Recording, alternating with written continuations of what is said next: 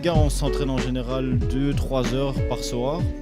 Mais si on peut, des fois on s'entraîne plus. Des fois je peux faire 4 heures par jour ou 5 heures aussi.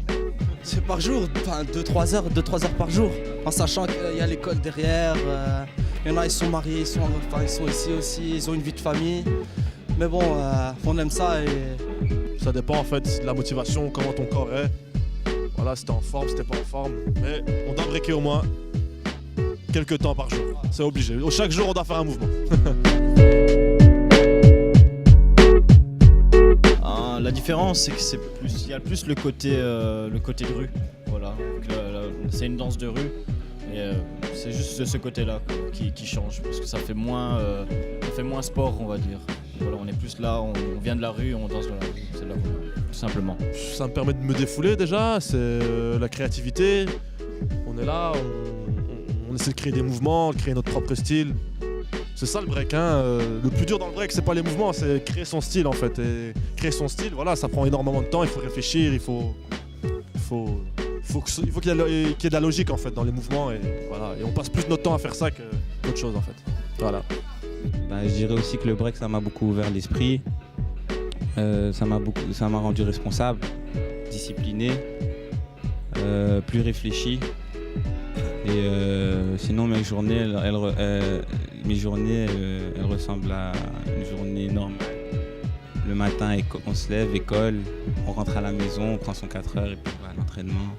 On rentre tard le soir, ce qui est un inconvénient quand on a les cours le lendemain, parce qu'on est tout fatigué en classe, on arrive à peine à suivre.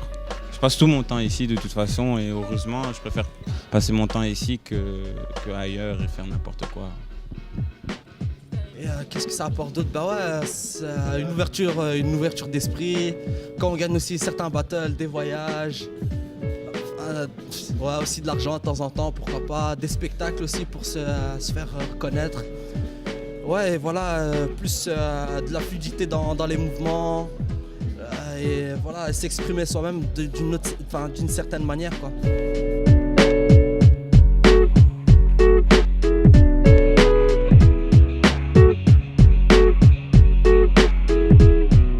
Un jour férié, j'ai un show dans une semaine et il me fallait un endroit où m'entraîner. Et vu que toutes les salles, il y a beaucoup de salles qui étaient fermées et que les salles, faut dire skier, ça coûte cher.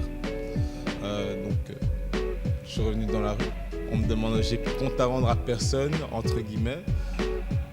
Je fais ce que j'ai à faire, je dérange pas les gens. À la limite, il y a des personnes qui passent si ça leur intéresse ce qu'on fait, donc ils nous posent des questions.